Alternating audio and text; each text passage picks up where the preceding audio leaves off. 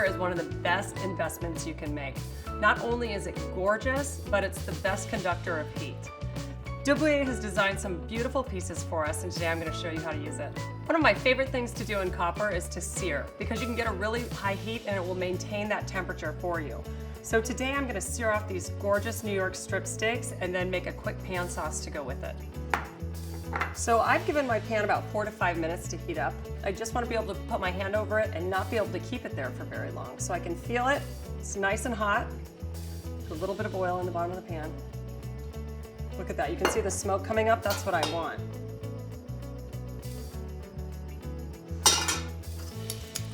All right, here we go. Gorgeous.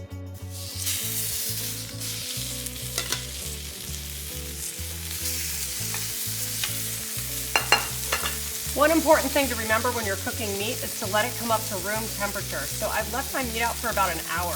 That way you'll ensure that it's going to cook really evenly throughout. You want to resist the temptation to constantly flip your meat. Just let the copper do its thing. Watch. Gorgeous, gorgeous caramelization and sear on this meat. So all you need, the right temperature in your pan, a little olive oil, salt and pepper, perfect steak. I actually like to caramelize all sides of my steak. There's nothing worse than getting a piece on the side that's not cooked, or if there's a little bit of fat there. So I just turn them on my side, on its side. You might need tongs for this to keep them steady.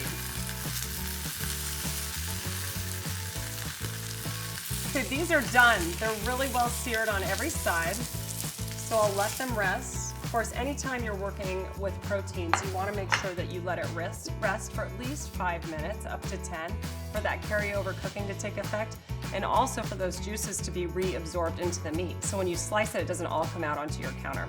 And I'll show you when I'm done making the sauce how we know if it's really ready. All right, and now for our pan sauce.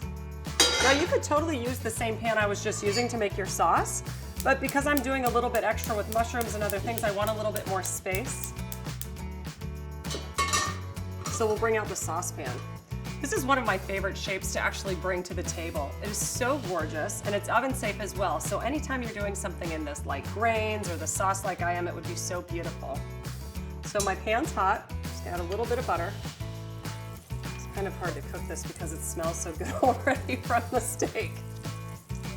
Melt that. I'm just gonna add my mushrooms straight in. One thing I love about copper, especially the design of these pans, is it comes all the way up the sides and then the stainless lining on the interior. So it's a great conductor of heat all the way up.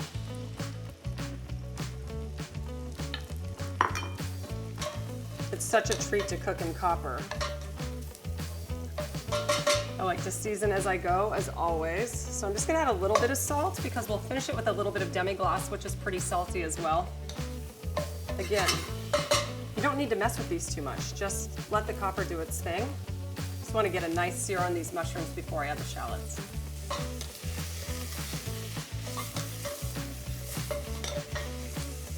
And if you can see how some of this, you're getting a little caramelization on the bottom of the pan, it's going to be delicious because we'll bring that up with the red wine and scrape that off. It's just all extra flavor. Okay, they're just soft, so now I'll add my shallots. Really traditional pairing here, and one of my favorites. Want to make sure they get a little bit of the butter on them. I'm just going to sprinkle a little bit of flour over these mushrooms. This will be the thickener in our sauce. And then add some demi-glace, which is really going to give it this depth of flavor, this rich flavor that normally you wouldn't be able to do so quickly. Let's just mix that in. Then the red wine will help us to glaze the bottom of the pan. I'm going to let the flour cook for about 30 seconds longer to really cook out that floury taste.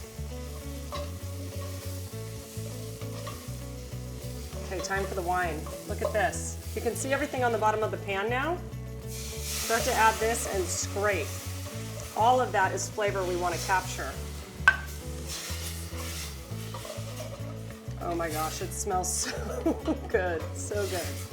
And you can see, I think if I draw a line across it, that I've got most of that off the bottom of the pan. It's exactly what we want.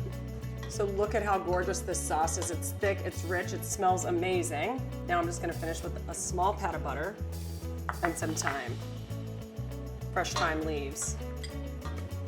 I always love adding my herbs at the end. It gives it that clean flavor. It's amazing what an elegant meal came together in just a matter of minutes. All right, sauce is done.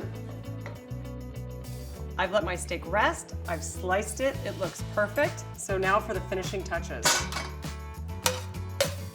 Oh my gosh, this mushroom pan sauce.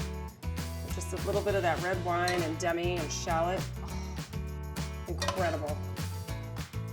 See how easy this is to plate too? You just want to kind of smother it over the top. And then to finish, I love putting a little bit of flake salt on here and make sure that you kind of distribute it evenly so everybody gets a little bit.